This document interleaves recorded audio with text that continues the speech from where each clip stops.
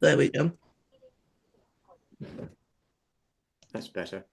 So, so just started the recording. You've kind of missed the preamble, but that's okay. So yes, so Adrian has inspired probably millions of people, around the world. I see people referring to his book in all sorts of different and strange groups that I never think that they would be talking about house healing in the same way, and then suddenly somebody, shows Adrian's book and said, "Oh, you need to get this." So, Adrian, you really have, created two wonderful tomes of practical, um, informative, almost like a manual and a handbook that we can springboard our work from. So I personally am very grateful for you and for what you've brought to the world, and I'm sure many on this call and in our network share the same sentiments as well.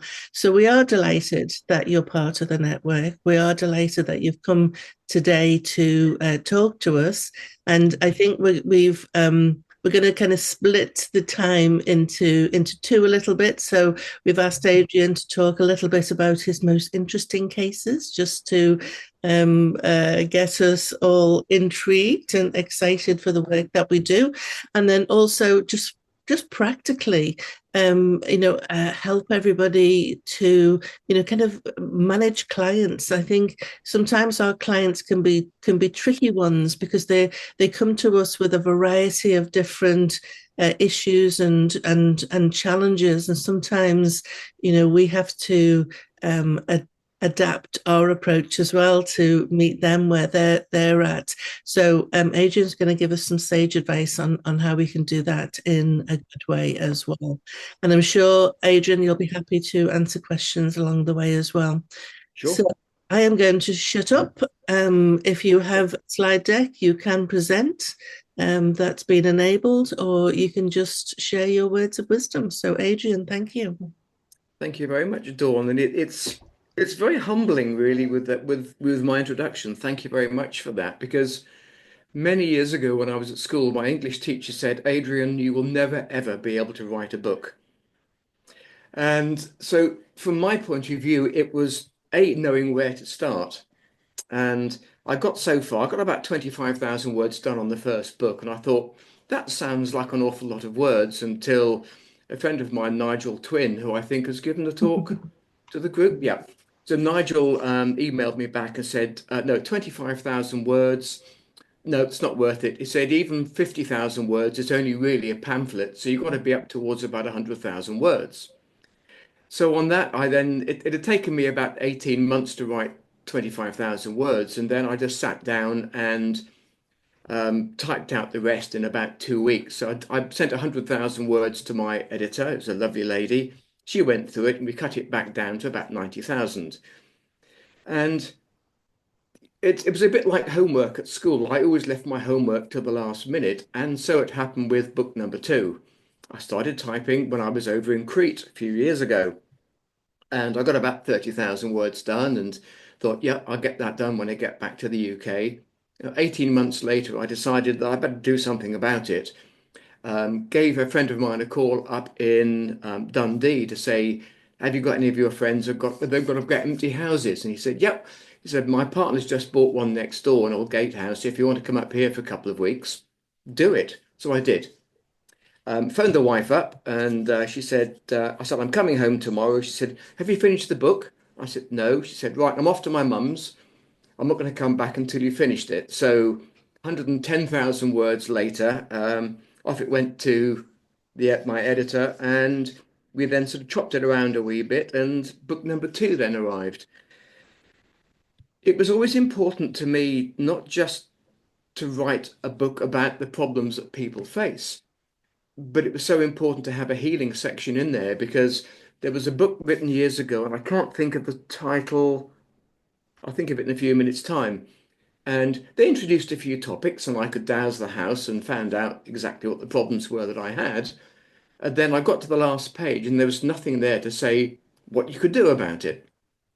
And I was quite upset about that. So I just doused and did it all, tried it all myself, and it seemed to work. And I vowed that if I could ever write a book, then it would be a complete book on how to do it yourself, because it's so important to be able to help yourself to begin with. And the universe will always, if you ask them, they will always help. And of course, it's great that you're now part of the sort of house healing network, because if you do have a problem or you get stuck, there's a lot of people for you to ask and to get their take on what needs to be done. So the books was kind of there really as a big starting point to get as much information out there to people as possible to help themselves. Or if they can't, then often I would get an email back to say, what do I do about this? So really book two was written as new information came through. I then had to obviously not just update number one, I wanted the book to be a little bit different. So yes, there's still one or two case studies, but I wanted to introduce to people why there were new questions coming through. How did I go about finding out what they were? Now, to me, the worst question, or probably the best question to ask, but the worst one in my case, is at the end of the time, is there anything else detrimental to the family that I need to find? If you get the answer yes, all of a sudden you've got to be able to start to find out what it is. And so, really asking those questions, really, that's why book two came about, to introduce this new stuff, the new energy patterns, through to as many people as possible. There probably won't be a book three as big as book one and big as book two, but I do have some new stuff that I want to get out to people, but it may be in the form of newsletters so that people can actually introduce it to the healing work that they're doing, including working with symbols, which we'll talk about in a few minutes' time. But to me, when Dawn and Melanie came back, said, introduce some of the unusual cases we had, or I had to really sit down and think about it. So I've got 10 here. We probably won't go through all 10. Um, but it's been an amazing journey for me from being an estate agent to actually doing what I'm doing now. And I congratulate you all on starting off on your journeys. It's not easy, and it's a great learning and a massive learning curve as you move along. But welcome to a wonderful world of house healing. There's some good days, there's some hard days, there's some very, very difficult days at times, depending on how far you want to dip into it and how difficult your client is and the problems that they're facing. The first one that came to me is a lady living in London, um, gave me a call and said, look, I've got problems at work. And she said, I can't tell you whereabouts in London it is, but it's one of the big, oh, what do they call them? Um, oh, not supermarkets, one of the big department stores. So I said, is it one that's particularly based in, what's the road Harrods is on? Knightsbridge. And she said, well, I couldn't actually say yes to that, but I'm not going to say no either. So I straight away kind of knew which one it was. Anyway, I was dowsing through the building. There was sort of one or two sort of issues along the way. And I said to her, where you're working, was that a bomb site? She said, I don't know. She said, it's an office upstairs on about the third floor or fourth floor. And she said, I don't know. And I said, look, I'm sure there was some bomb damage there. For me, it feels as though it was completely wrecked. Yes, it's been rebuilt, but there was never any healing work done on the bomb damage.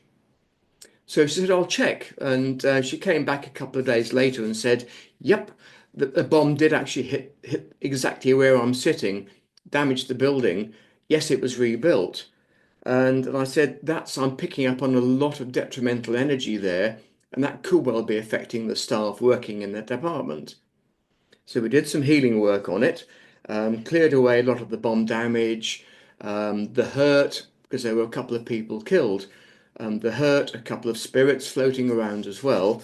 Put it all back together again, and I got a phone call saying the atmosphere has changed completely over that time. And she said, how do you know about the bomb? And I said, as soon as you mentioned it to me, that was it. That was the impression that I got.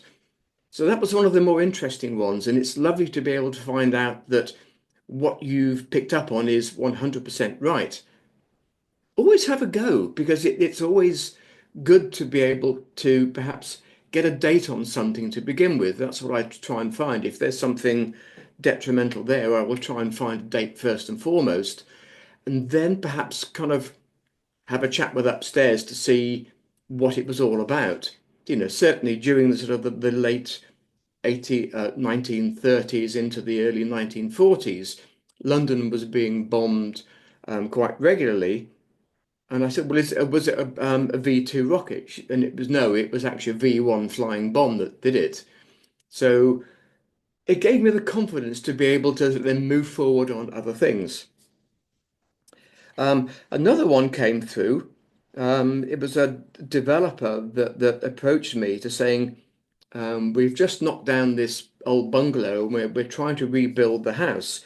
And we've been having major problems with it. Um, the machines won't start. Stuff gets pinched off the site. Stuff gets moved. And, they're saying it really is very unhappy. People feel this presence when they're trying to move away all the old timbers and brickwork. Um, can you help us? And I said, yeah, no, just give me the address. And straight away, this female spirit came through. Now, in the early days, I got no messages through apart from upstairs. Certainly talking to spirit was something that I didn't want to do directly. I was more than happy to go through upstairs and work with them, not to necessarily talk to somebody that had passed away and not gone to the light. And she wasn't overly happy. And some of the language that came through, I'm thinking, that's not very ladylike.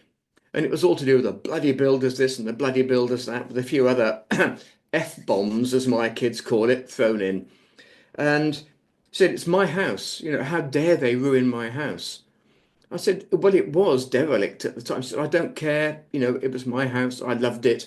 And I just wanted to stay there and leave it as it was. So I said, look, we've got two ways of doing this.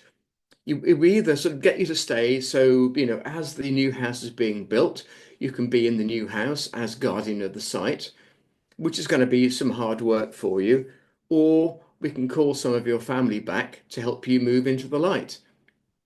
And she thought about it for a few moments. She said, I think it's my time to go. And she'd been there probably 50, 60 years.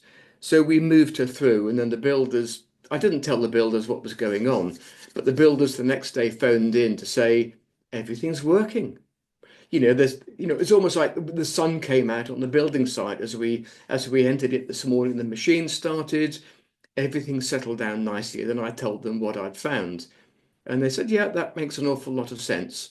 The guys are happy now coming back to the building site. So it's again, it just gives you that confidence of don't ever worry about what you think you found.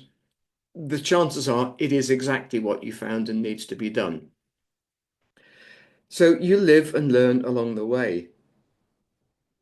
Looking at buildings also, you need to make sure that the building is doing what it needs to do. I better quantify that. People move into a converted mill. Now, they might have got planning permission to, whoops, somebody's just come through. I guess I'll come back on screen in a minute. Um, You're back, Adrian. You're okay. yeah, no, good. Okay. So yes, you can get change of use for planning permission for change of use. So you change it from a mill into X number of apartments or a single mill building into a beautiful family house. But what people don't do is actually tell the building what they want from it. So what you need to do is ask it to change its use, almost to support normal living levels now. So take away the commercial aspect or the food aspect or the business aspect from the building and just say, right, look, you've got family or families or a family living there now. We now want you to change the use of the building to sort of, if you like, higher the vibration level to support a family living. And of course, the same goes with a converted chapel or nowadays with converted churches. We've got one in the village which is becoming a bunkhouse for one of the local Camino route that links up, moving in down into France and Spain. I need to do some work on it once the work is finished. Because as far as the church is concerned, yes, it's been deconsecrated, but it still doesn't know what it's going to be. And the same with chapels. So you need to lower the vibrational level of that because we don't want to live in that higher vibration. That's fine for worship, but we just need to lower it down again to support a family.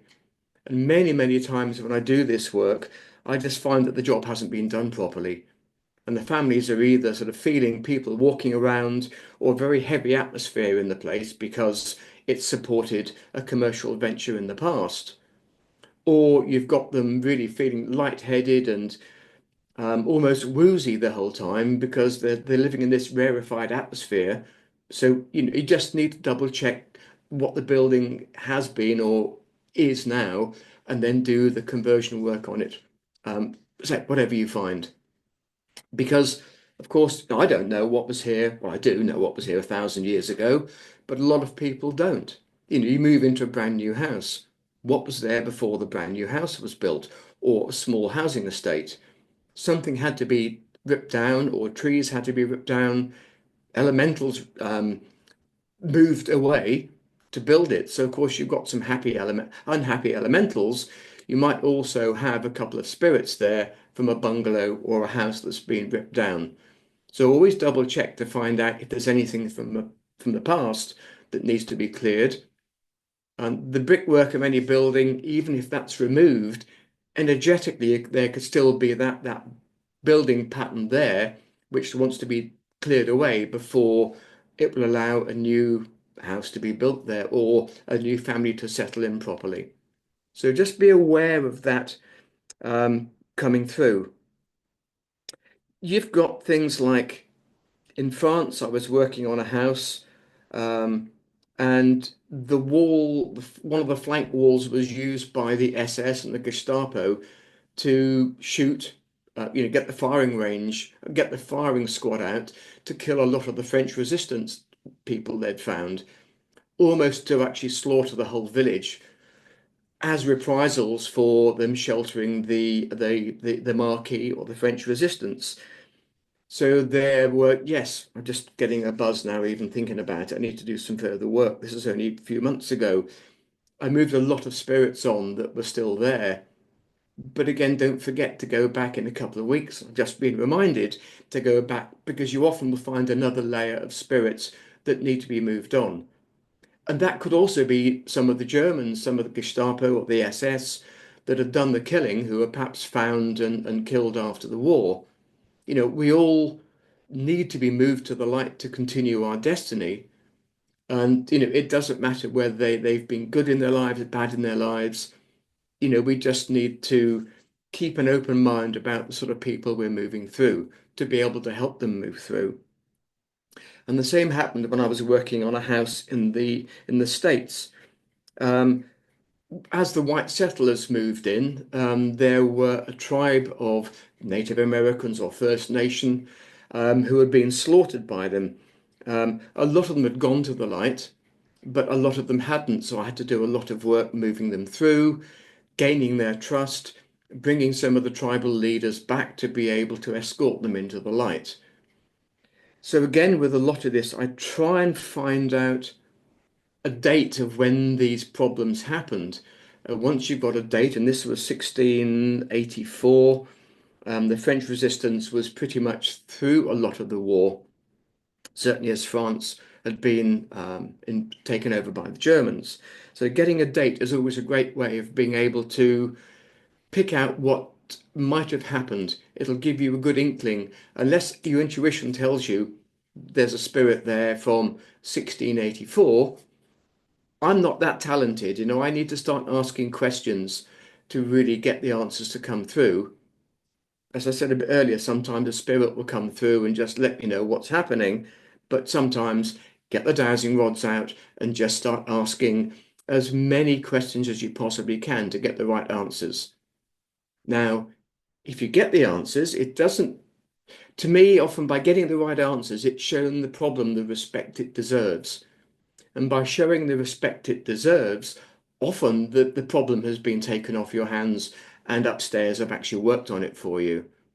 Sometimes they need for you to do a little bit of extra work or a bit of hard work along the way. But I always find if you're putting your heart and soul into it, which we all will be, upstairs comes in big time to be able to clear the problems out the way. So always trust in what upstairs has to say for themselves. Another one was subsonic sound. And again, I get messages coming through, and it was a client's house. They lived in England, between the A34, which is a fairly major road, and the M1. Sorry, and the actually, no, it was the M4, M3.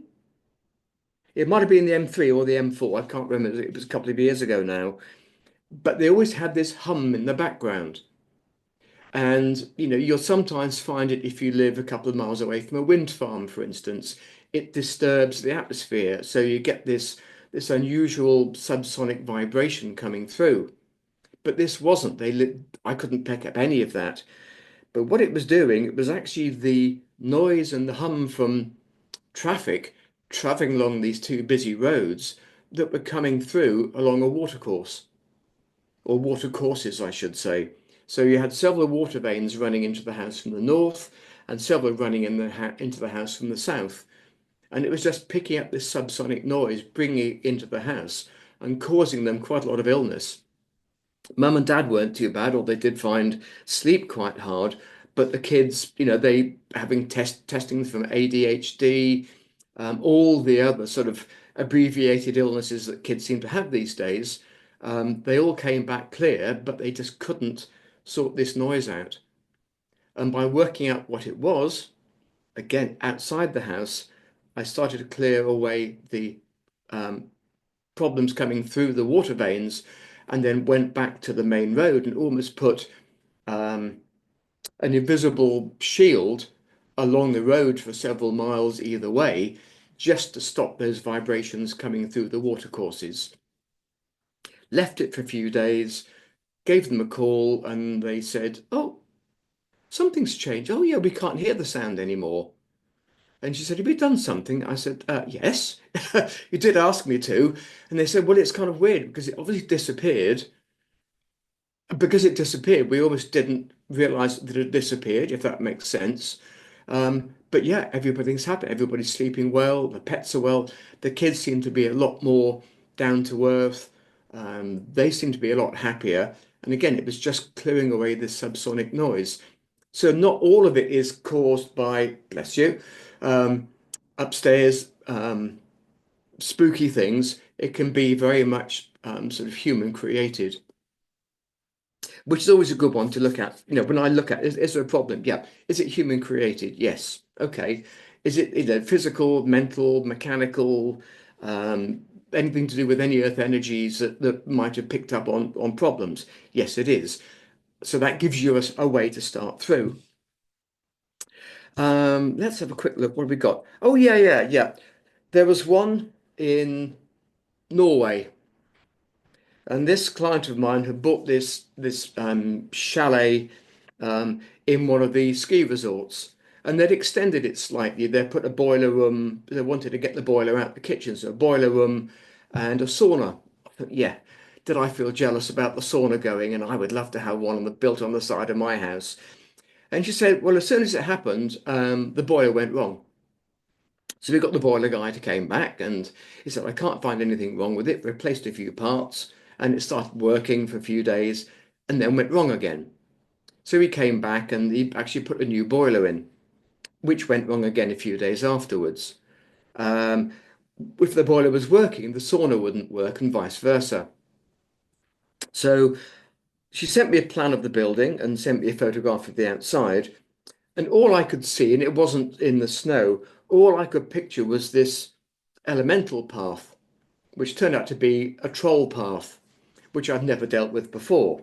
I'd met them before in various places, but they'd built it, and obviously the trolls walking through it were not overly happy.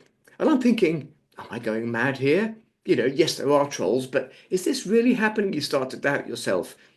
And I said, look, guys, can we just kind of my client sends you a big apology. She didn't realize what was going on, but can we possibly divert you to walk around the house?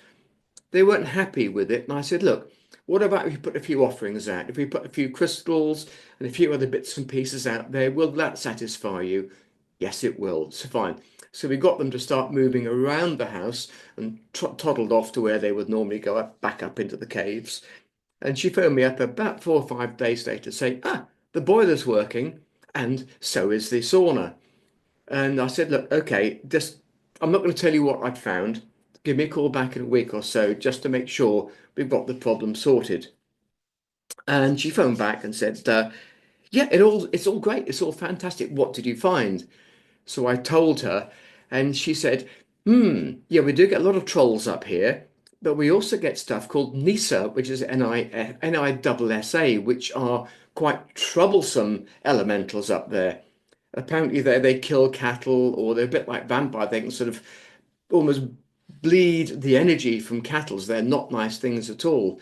Now, it wasn't one of those, but a few months later, when I was doing a house over in Sweden, I found one, and it wasn't very nice. It was inhabiting the house and causing the family's problems. So I got all these little lists that come through when I do any work over the Scandinavian countries to look at what other forms of elementals are causing the problems and then work on them. There was a stone circle near her, which also needed to be worked on.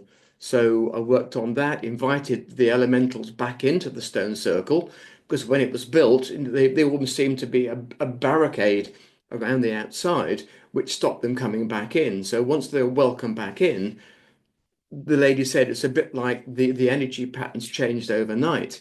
And when she went, lots of people were there. They were dancing in the stone circles, and it just took on a completely different vibrational level. So again, it's always worthwhile checking with the elementals to make sure they're happy, and if they're not, find some way of making it so.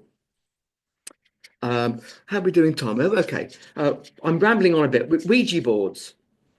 Now, I find a lot of houses, certainly dating over the last sort of 50 years, 60 years, 70 years, have been affected quite badly by people playing on Ouija boards. Now, Ouija boards were sold alongside Monopoly and Totopoly, lots of the kids' games in toy shops over the years. So a lot of kids get it. And I think, well, it's exactly the same as dowsing. Because people say, I would never touch a Ouija board. I said, do you dowse? Yep, same thing. But the problem is with the Ouija board, most people say, is there anybody out there? And of course, if you're lucky, you get a good spirit coming through and you can have good conversations and do some good work with them. But often you get a trickster coming through because they kind of hang around and like those energies.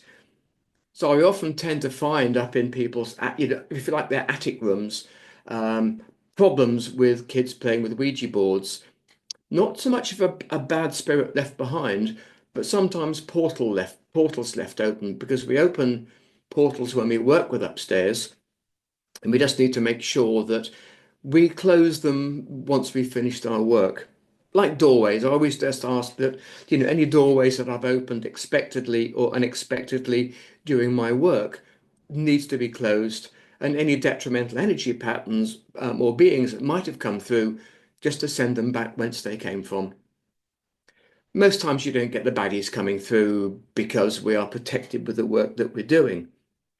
But you can get sort of problems with Ouija boards and with dowsing, and it kind of follows on with the more modern stuff, um, computer games, Xbox games. There was one lady who'd phoned me up to said, look, I've got a real problem with my eldest son. He's 17 years old, rarely ever comes out of his bedroom. His bedroom smells like a cave. All he wants to do is play on his Xbox or computer games. And she said he looks awful. He's almost like he's been taken over by something. And so I said, just give me a couple of days. Let me just tune in. She sent me a photograph of him. So I started working on that. And I said to her, there's a problem with one particular game that he obviously plays. And I said, if you go into his bedroom, you've got a bookcase on the right-hand side. I think it's like second shelf down. You've got all the rows of the computer games or the Xbox games. And I said, it's one, two, three. It's about the fifth in from the right-hand side. So when he went to school, which she managed to get him out, or college, she went in there, she picked out the Xbox game and brought it up, and she said, "Yeah, it's a really quite nasty sort of picture of a devil on the front." And what it was doing as he was playing through it, it was getting to the stage when he was opening so many portals and getting so many detrimental beings coming through that he wasn't quite possessed, but he was certainly influenced very, very badly by some dark spirits. He also had a lot of attachments there that needed to be cleared. She threw it out into the bin. I said, "Yeah, hang on, let me just do a clearing on it first." And I said, because if anybody else picks it up, they're going to have the same problems. So I did a clearing on the game. I did a clearing on the people that actually invented the game in the first place. Try and go back to source as much as you can to really just try and say, look, if you didn't know what you were doing, mates, we need to do a huge clearing on that game. And anybody else that may be playing it, can we do some work on that so that portals are closed or portals aren't even open in the first place? So I seemed to get a yes from that. So the son felt much better afterwards. Had kind of lost a year of his life. This is way before lockdown happened, and she said, I never would let him play with those games again. So again, it's that sort of thing that I would never ever have thought about thinking about, or ever thinking about. Hang on. I would never ever have thought that I'd be working on that sort of aspect of healing, but it just came through and needed to be sorted. Um, the other one, which is really interesting, is when I work with power artifacts. Um, it's those, this is, and the book that I started off reading had things like power objects in there, and I suddenly found three in my house. One was an old blanket chest, which is about 1640 in date. Another one was an old, those old Victorian screens, dressing screens. People would get dressed behind the screen that I'd inherited from one of my from my aunt. And there was one more on there, which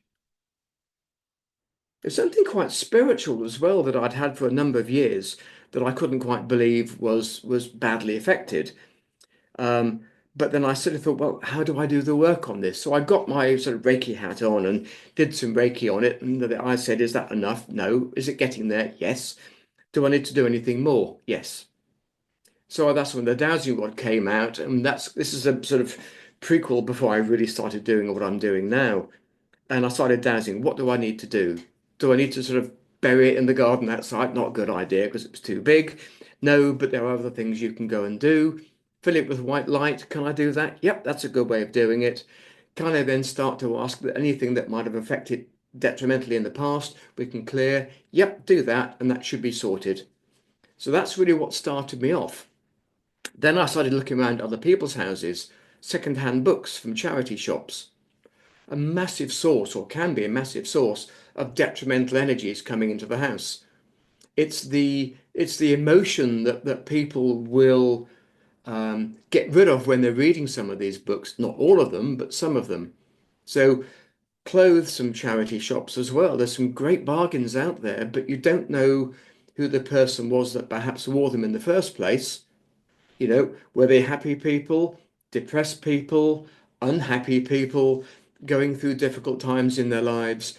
Those sort of energy patterns can easily follow those clothes back to your house. So always be very careful when you bring anything into the house. Um, a chest of drawers, it might have fallen on somebody's toe and broken their toe. That was one of them I found. Um, some of the expletives that I think that the guy came out with obviously sank into this chest of drawers, and none of the family liked it when it arrived. Now, yeah, it's pride of place because it was quite expensive. Antique furniture, knives, forks, cutlery sets that people often buy. Um, I never go into second-hand jewellery shops, for instance. Doesn't matter how well lit the windows are, they always seem dark to me. And of course, with things like second-hand jewellery, you don't know how the person died. If it's a difficult death, then a lot of that emotion can be in the wedding ring or wedding band. Um, Whatever's happened, it can sink into jewellery. So I always say, just douse your house, Ask if you've got any power artifacts in there and then start doing work on them. And if you're working on people's houses and you find power artifacts in them, try and work out what they are. It can be very difficult, but have a go because people aren't going to come back and say that's absolute rubbish. But you can pick up some unusual power artifacts. There was one I think was a case study, I think either my first book or second book. I picked out a couple of problem areas in this lady's house, but I picked up this mangled metal thing that was in her living room that could be used as a table. And I picked out that it was kind of cast iron, but I couldn't quite work out what it was. And it had a glass tabletop. And I emailed her back and said, "What is it?" She said, "It's an old treadle from a sewing machine." So she got the mangled metal quite right, but I just couldn't quite work out what it was. Anyway, because of course what it had been used for in some of the old sweatshops, people working hours and hours and hours a day. And when one person finished, another person went back on it to actually work, not getting paid very much. And it was still that sort of atmosphere that was causing problems in the house. There have been statues of Buddha that were problematical because people had bought them, say, from Nepal or from India, worked in the sweatshops. Some people would have put good vibrations in, other people will look at it and go, "Ah, it's for the Western market. Let's put some juju in it and let's cause some problems." Masks from Africa. It's quite well known now within the healing circles. A lot of masks you buy will have curses and spells attached to them because that's what the local witch doctor will do. Whether they're jealous of the West or just want to cause a bit of chaos in the West, a lot of the masks I've worked on have caused people problem in their homes. What else have we got? It can be many, many different things. Anything you buy, just do a clearing on it before it comes into your house. You'll have a much, much happier house that way. Okay. And the last one to chat about, it was a house in Jersey. The chap said, "Look, we've been having real problems with this place. It's in Jersey. It's a lovely house. We had it built." So I said, "Yeah, but yet, what did you have it built over? Because there's some really horrible vibrations coming from it." He said, "Oh, it was an old German gun emplacement. It was never fired in anger, apparently." And I said, "Well, what do you expect? You've got, you can imagine why it was built and what it was built for and the thoughts that went into it, battleground Jersey." And I said, "But what I'm picking up is three spirits actually still in the gun emplacement. Energetically, it was still there, but it had never been wiped away. So even though the house had been built on the foundations of it, the what was above the foundations formed part of the house. So in the living room was part of the gun emplacement. The dining room is where they stored a lot of the ammunition or the shells. But what they didn't know, there were three people that had died whilst making it that they just walled up into the gun emplacement. They just plastered over where they died. So there were three people there that needed to be moved into the light. And then once I'd done that, and they weren't very happy people, as you can imagine, having been there for almost 100 years or just over, well, yeah, about 100 years. No, not quite, 80 something years, getting ahead of myself. So we needed to move them through first and foremost. And a few of the other people that actually sort of died on the island during the war, and then got rid of energetically any of the patterns that existed from the past to be able to let the house breathe, to be a family house without anything really coming through, any detrimental energies from the past affecting the family. And so far, so good. They all seem to be very happy there. So they're the sort of some of the things that I find fascinating, that I just love finding. It becomes almost natural now. It just becomes one of those things. So it's rather nice when I'm talking to the network. It kind of brings back some of the magic that I found, some of the magical things that I found that I've needed to work on. 20 years ago, I wouldn't have had a clue. So it's something that you gradually pick up on as you work. But to me, ask a date. A date's great. If you get a date right, then you can actually start doing a bit of research about what might have happened at that stage. Ask whether it's mental, physical, emotional, um, under duress, logical questions to then find the answer to the actual problem that people are facing. And again, show the problem the respect it deserves. Upstairs, in many ways, will do the hard work for you. Okay. So we'll have. So do you fancy? If there's any questions there, we can do that now because I then want to get on just to talk about really how to approach a client when they approach you, how to get through the business, and then how to sort of keep a client happy along the way to actually be able to get extra business from other people. So if there's any questions about that, far away.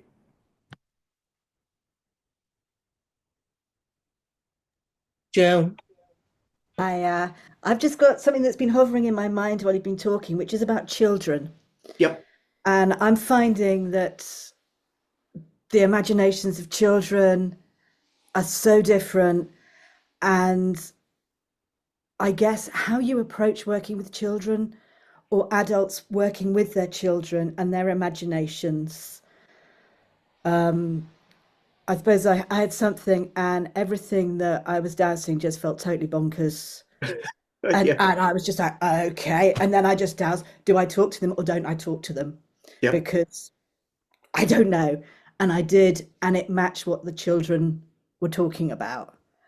And I just wondered what experiences you might have. And A lot. I think with these days, with a lot of what's on cinema, on TV, talking about magic, of course, and this was even a bit like watching Star Trek. It opens up portals. We imagine ourselves in a different star system, so our thoughts can travel millions of miles an hour.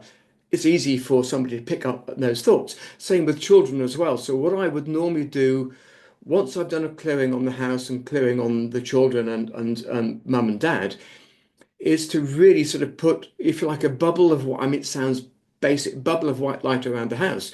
But just say to the parents, once you've read a story to the children before they go to bed, or they're reading a story, is just ask that any portals that might have been open during the time they're reading are closed, and for the whole house to return to normal living levels.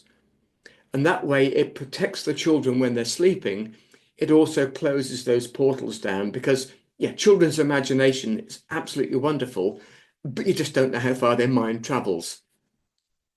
So that's a great way of doing it. I would clear any bed patterns that might be there from the night before so that when they get to bed the next night, it's going to be nice and clear. It's a bit like, I don't know if you remember as a child, there's bits of cellophane you used to be able to write on, then pull the cellophane back and the writing disappears. I don't know if you ever, yeah. did you ever try it? Yeah. And yeah, brilliant. I know. I can't see it. We've gone on too long since then.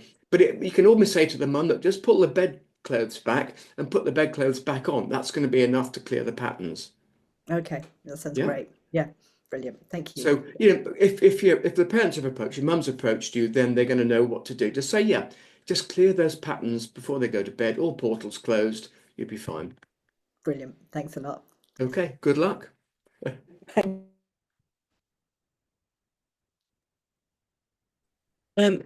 Adrian, one of Yep. the things has come clear to me in my house healing work, and also kind of landed again as you were talking, is it's great that we have the amazing checklist that Adrian has created for us, but it is just a framework. There are so many questions to be asked that possibly go into a checklist, because it is part inspiration and part structure as well, and that trust in yourself is really, really important. Something will come into your mind as you're kind of tuning in and connecting with the client, or or the property, and really don't discard that, because there's a line of questioning there to take. And I've heard that in what you've been talking about, Adrian.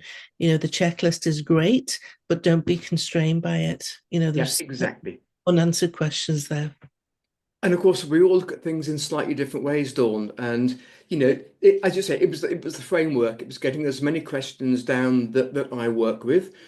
Sometimes they're not a lot of the time, some of them aren't relevant at all, but just every now and then there'll be one that you need to ask. But of course, we all live in different countries, different counties, so each will have its own sort of problems, if you like. But just keep asking, but ask that last question, is there anything else detrimental for me to find? And okay, it's a hard one, but the more you work with it, yeah, those questions will come through. Expand, it's but what I've put down is really trying to help as many people as I can get into it to actually keep asking the questions. But don't have a problem if there's something else comes through that you think, well, it's not on Adrian's checklist, go with it. That's why my checklist expanded so much over the years. Linda.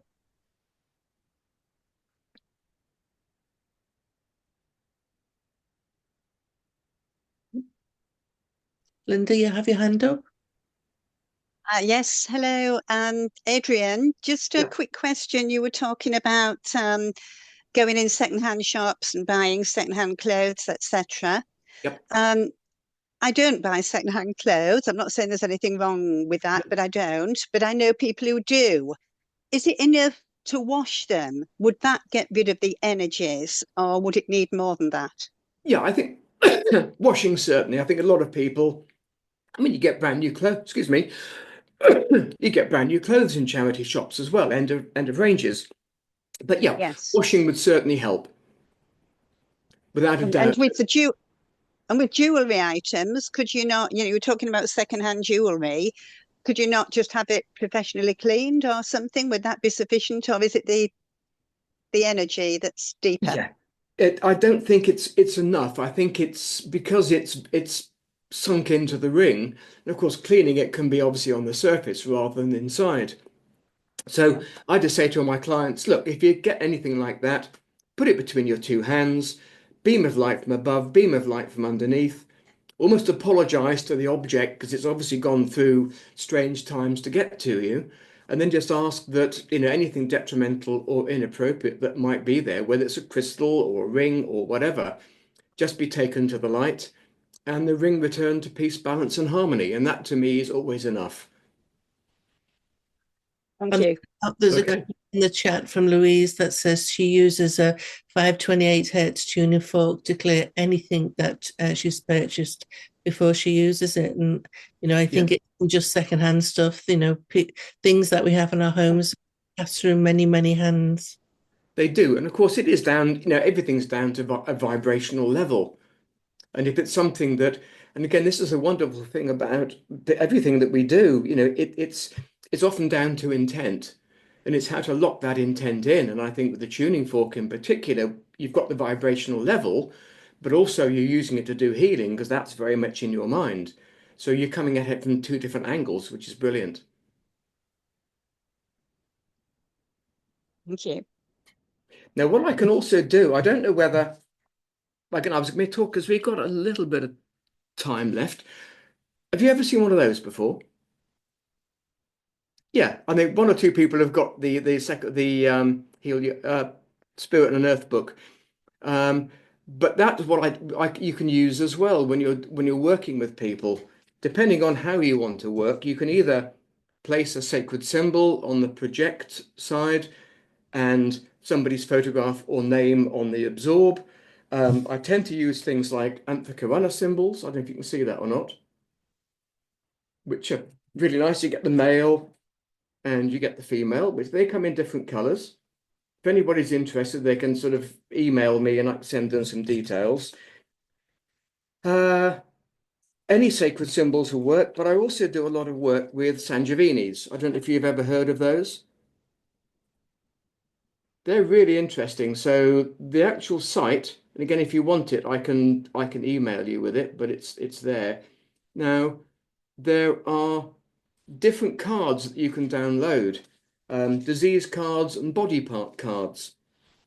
And so I tend to come at my healing at very, very different angles depending on how I'm feeling at the time. So with this one particularly, this one lady had sort of problems with MS. But a lot of that is down to forgiveness, which she could never forgive anybody. Serenity, she never felt serene even as a child. So you can either dowse or you can pick out what you feel that person needs. Either send it to them, which I often do, and they put it under their mattress, or you can download the cards yourself, cut them up, put them on that project card, that little chap there, and their name, and just leave it. So that's another way that you can just keep that healing going when you're perhaps not concentrating on the people. So if you need any more information on that, let me know and I can send it through. But they're really quite potent. Okay. Nancy, you were curious about the symbols. Do you have any questions for Adrian, or does that help?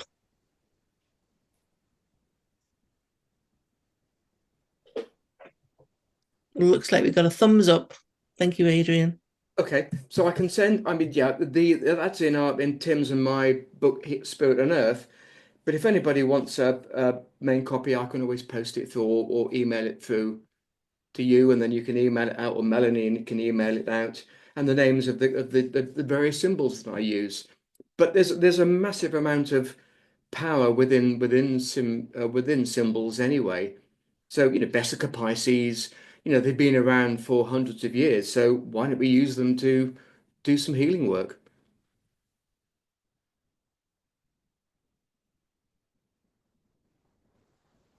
Any more questions for Adrian, or is it going to move on to client management? Looks like everybody's good for you to move on, Adrian. All okay, right. Well, client management. It's a hard. Oh, there we are. I'd love to copy the symbols as well. That's fine. Yeah, we can make sure I can get this. I'll probably put them in on email tomorrow for you, because the dog's going to want to walk, although it is a bit dark outside now. Client management. Well, of course, I had 25 years running my own estate agency business, which was very much to do with getting on with members of the public, valuing their houses, and obviously keeping them happy, keeping the buyers happy. So I did a lot of work on client management over that time, which has certainly helped with what I do now. Now, when I first started doing this, I was appalled at how some people worked with clients and the sort of information they gave them. There was one chap, and I won't mention who the healer was, but this very rudimentary floor plan came through with 2 lines on it to say, oh, we found some black lines. And of course, it didn't work very well. The client wasn't very happy and approached me and said, look, can you do some healing work? And I said, look, go back to the person first, because I don't want to step on anybody's toes. If they haven't done the job you needed, go back and ask them to do it again, which he then did. And a couple of weeks later, he said, look, nothing's changed. They've said to me, look, if you need to move on for somebody else to do the work, that's fine, do it. So I then produced one of my plans, which I haven't got here, which showed an awful lot more lines on there, a lot more information, did the work. And again, it's just finding out as much information as you can about the person, the family, and the house. It shows the respect, and the healing really starts as soon as you start working on the house. So that taught me really to be able to talk to people in different ways. Now, some people take it visually from a nice coloured plan. Some people prefer to read through a detailed report. Some people take it orally. So I will always talk to my clients when I've done the work to say, I can answer any questions that you want me to answer. We can go through the report. Whatever you need from me, I'll be more than happy to answer. So it's a lot of hard work. And I know we will all work in different ways, but in some cases, I've had clients I've been working with for about a 6-month period. Now, the healing work has been fully done, but to me, it's the backup that you provide, because you're dealing with people who are going to go through some profound changes over that time. They've approached you, And don't forget, none of us know how the healing is going to work. It's going to work for their benefit, but or their sort of their yeah, for their benefit, but you don't know how it's going to affect them over the time. Now, I've had several divorces, couples who obviously weren't happy with each other. By doing a clearing on them both, getting rid of attachments, getting rid of all the unhappy memories in the house, it's meant that they could part in happy terms. But I do warn people, look, because it's not me doing this healing work, it's upstairs. We don't know how it's going to work, but it will be beneficial for you, the family, the house, and any other relatives that we're working on. And in sometimes next door neighbors, because when you're working on an energy line or a water vein, the healing work's going to go for miles. So you're working on lots and lots of other people who may look at it and go, yeah, our lives have changed. Upstairs will do what they need to do. So warn your clients first and foremost that things will change. Sometimes it can be an overnight success. Sometimes it can take a couple of months. But I always say I'm in there for the duration. So if you're having problems, then drop me an email, let me know, and we'll get some further work done. Because they're living in the house, I'm not. Layers can pop through. It doesn't matter how thorough the job is on day one, little layers can start popping through. So, I always approach a couple of weeks' time after I've had the feedback from the client. I will then do some further work, book them in for another couple of weeks, and then see how things have gone from there. So for me, it's a matter of the more fine tuning of the work you can do, the more contact you have with your client, the more chance is the job's going to be done 100%, but also they will recommend you to other people. If you just do a quick, and this is me, don't forget, everybody will work in different ways, and it's not right or wrong. It's just the way that I do what I do. And I never preach to anybody about that's the way you've got to do it, because one size doesn't fit all. But I like to keep my clients as happy as I possibly can. And if another client rings in a year later and says, I've got problems, fine, do it free of charge. It's not a problem. I need to charge people because I need to eat. I need to pay lighting, heating, all the other bits that go with living these days. So I can't do it for free as much as I would like to sometimes. But charging a client certainly keeps them their mind on the game. If you do it free of charge, a lot of them go, well, you can't be very good then, can you? I said, well, yes, but you've got kids. I would like to help the kids, and I'm more than happy to do it free of charge. But if you need me to do anything else with the house, then I'm going to have to charge you. So keeping the client happy to me is the most important thing. It's difficult enough to land a client. Now, what I would normally do once I've got an email from them to say, how much do you charge and what do you do? Rather than just answering those two questions, I will always email them back to begin with to say, what I need to do is get a floor plan of your home and ideally the full address. So A, I can look on Google Maps to see what it looks like, and B, by them actually doing something like drawing up a floor plan or finding an old estate agent set of details with a floor plan on, they've actually got off their backsides and done something to help themselves. Because it's so easy to say, oh, can you do this? Yeah, yeah. And people then wait for the magic button to be pushed without doing anything themselves. So they've got to be part of the healing process. So as soon as the plan comes through, I can see A, how big the house is, get an idea of what work needs to be done, and then I can then quote them a price afterwards.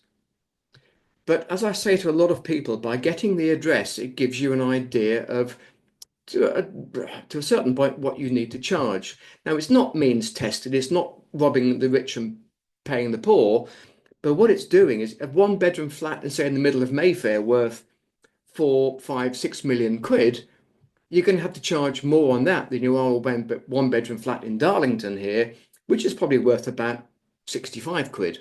65,000. Sorry, that was being very facetious about Darlington, but there are some cheap properties there if you ever want to buy anything. So I often try and means test my client because let's say this 1 bedroom or 2 bedroom flat in the middle of Mayfair, you go back and say, I'm going to charge you 250 quid for clearing it. They're going to look at it and they're used to buying Ferraris, Maseratis, Gucci clothes, dressing well. They will look at it and go, well, that's not enough. Are you no good? So by means testing, you go back with a price that you're happy with, up the scale as much as you possibly can or you're comfortable with, and then say, right, this is what we're prepared to do, give them the information they need, and the chances are you've got them. It's like a gentle hook.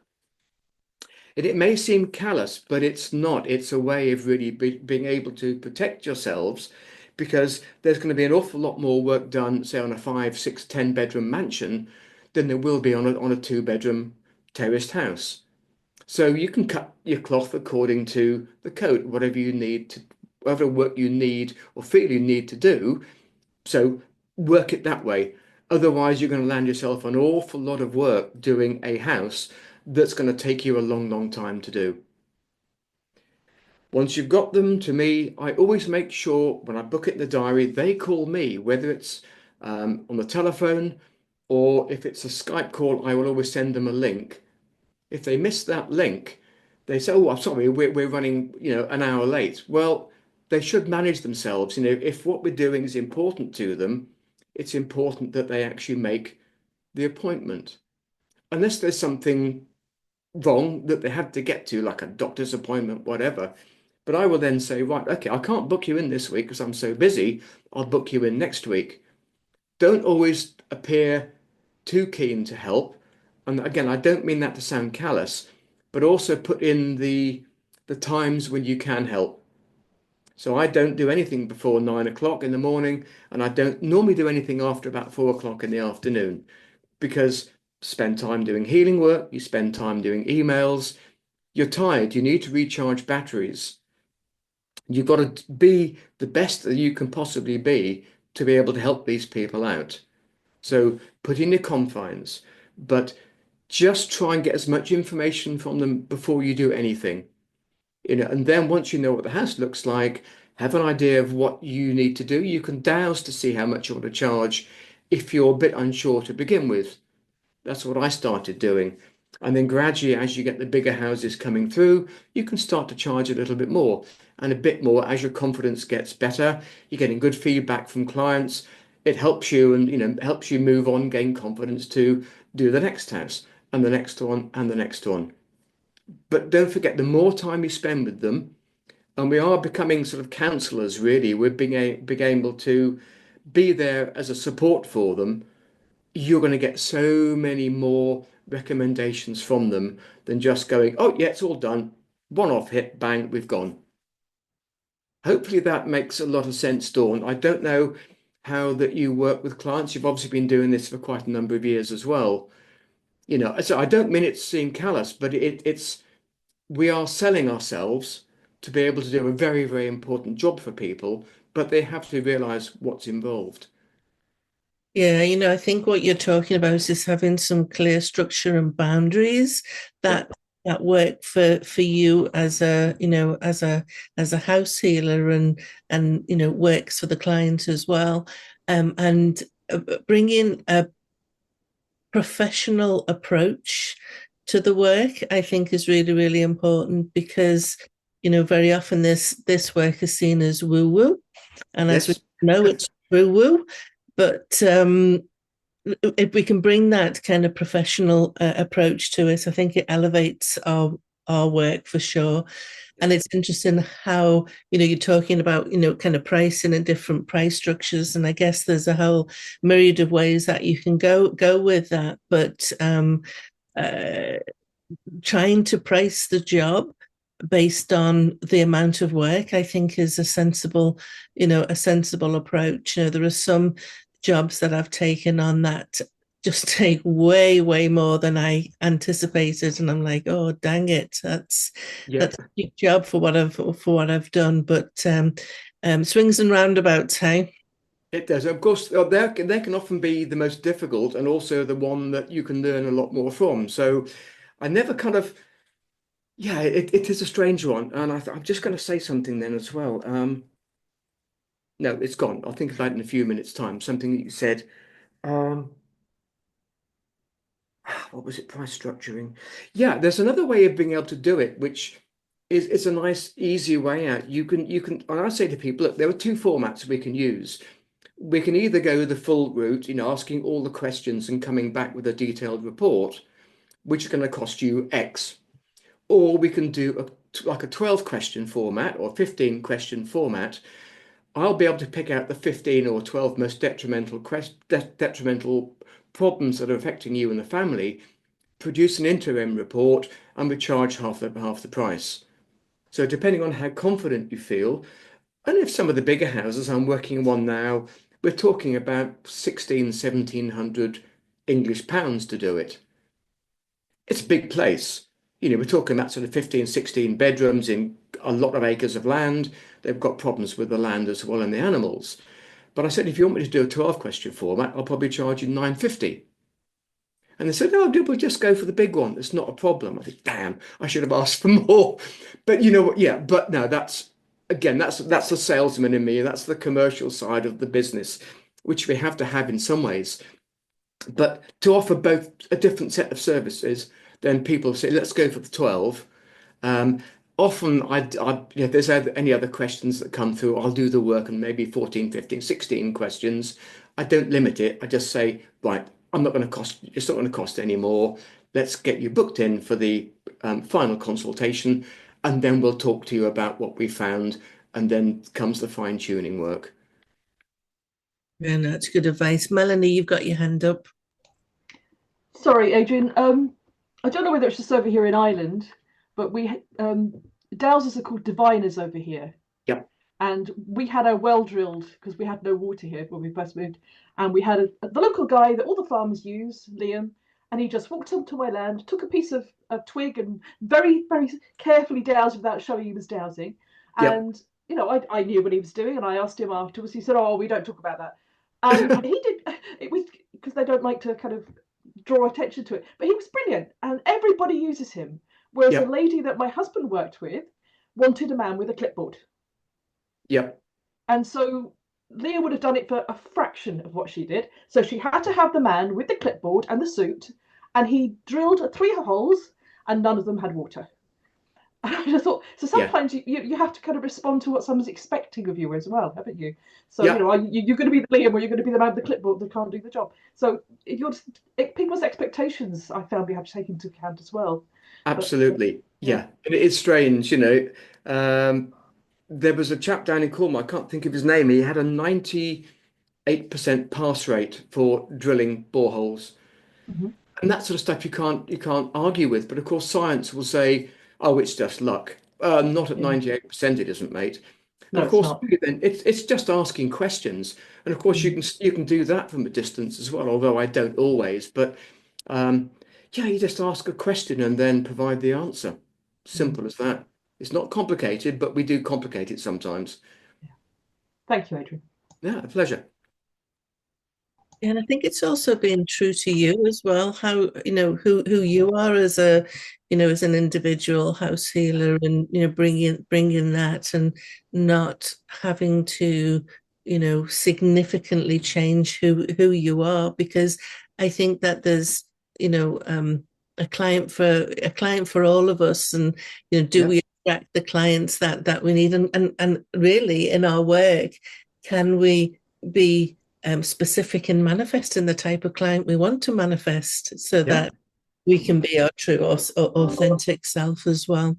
Absolutely. It's a difficult world out there for a lot of people, Dawn. And, there are everybody's individual, aren't they? So, that's the classic thing. You've got to look at each case individually and then, yeah, just say, should I take this case on? Is it something, can we do something to help this person?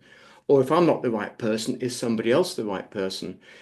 But there's always been this dichotomy, hasn't there, between, oh, you've got a gift, so you shouldn't charge. Well, you go to a solicitor.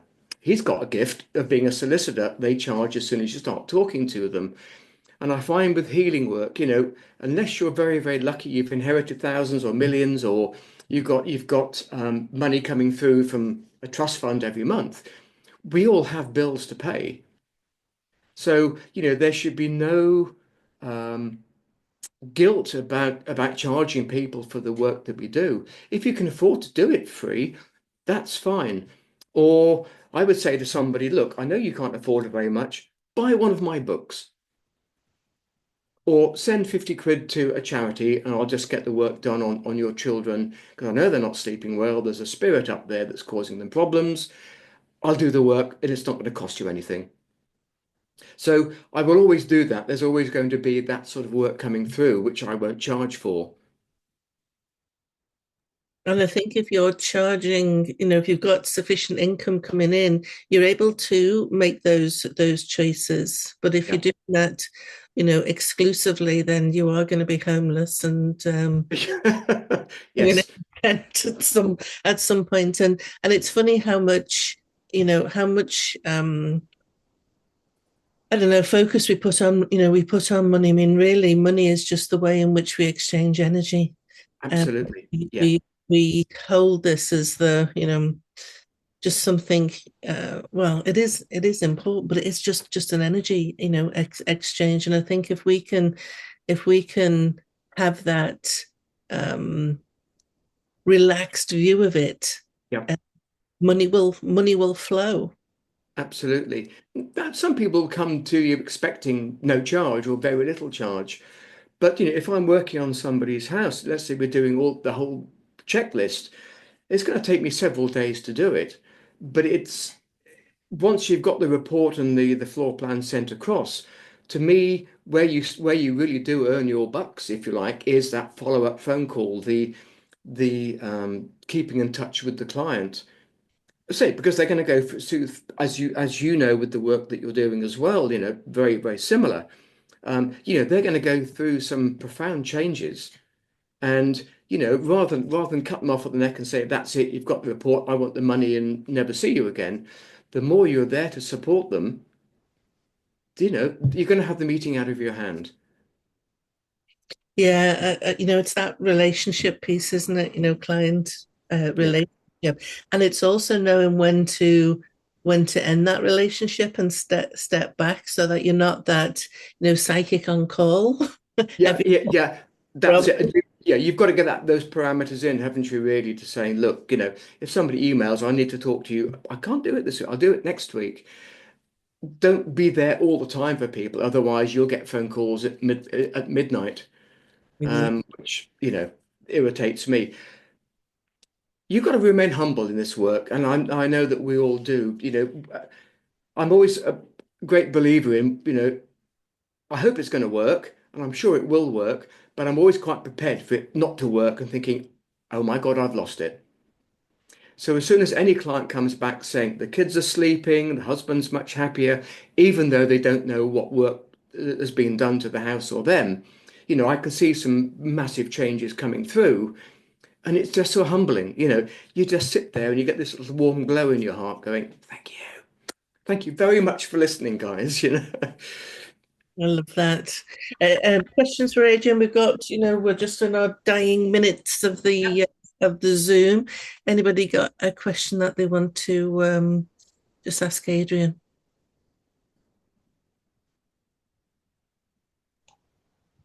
Adrian, Yeah. I've used barter as well for some people, if that helps. Which one? I've used barter. barter. Yeah. Some guy, he wanted me to look at his house, and then he's like, well, I don't actually have any money. I thought, well, why did you invite me? Yeah. And because I've got all the way out there. So we bartered. I was finishing my website, and there were certain things I just didn't know how to do. And he was a tech guy. So I said, right, you do that. I've done your house. And he's Perfect. now, when I need it, we swap. And another guy gave me something. Another guy bought trees. I mean, it's worked many times when people don't have the money, but it's an exchange of energy, as Dawn was saying. It doesn't always have to be hard cash. It's nice when it is, but it doesn't always have to be. Yeah, absolutely. And there was a lady that said to me the other day, look, I know I owe you 350 quid. So I've got this really nice secondhand because she has a computer business.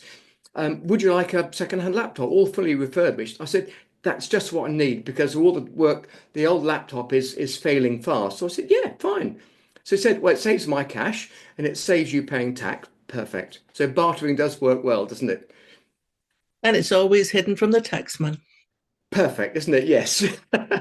What they don't know can't hurt them. And of course, the big thing is, Dawn, because we are sort of quite a minority worldwide, if you're running a pub or you're running a shop or whatever else, they have a good idea what you should be earning. With a house healer, what? How much are they going to earn a year? 50p or they've got no idea. So you're fairly well hidden. Under the radar. Yeah, Louise says she loves to barter too, which is phenomenal. Well, good.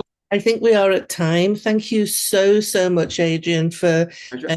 inspiring us with your experiences of house healing and the clients that you've had through your healing services, and for giving us your wisdom about the business side of things as well, because there is that dichotomy of us being, left-brained and right-brained in our work. And I think the one thing that the one of many things I'm going to take away, but probably the one that resonates, and I actually felt the energy go through my body when you said it, is about stay humble. Yeah, That it is is so important. so. It's a fabulous journey. Every day is a school day. You never ever stop learning, which to me keeps me going with it. That's what really excites me, rather than just just another typical house. There's always something there to learn if you just keep tapped into upstairs. They will help you. They'll also give you a clip around the ear every now and then. But yeah, remaining humble is the most important thing. Love it. Well, thank you for keeping inspiring us to do this work, and looking forward to the newsletters with your additional checklist items maybe. And thank you all for joining us. It has been a way to start my day, so thank you. The recording will be sent round, the link to the recording. And Adrian, if you want to send us any information about the symbols, I can will. that goes on that email too.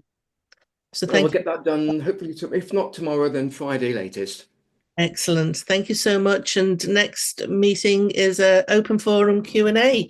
So come with questions, and we can have an inspired conversation. Good. I'll try and be there as well. Oh, amazing. Thanks, Adrian. Thanks, everyone. Thank you, Adrian. Thanks so Thank you, much. guys. Thank you. Lovely to meet you Wonderful. all anyway. Everyone. Bye. Good. Hope you enjoyed it. Yeah. Thank Cheers. you. Bye-bye then. Bye. Thank you. Thank you.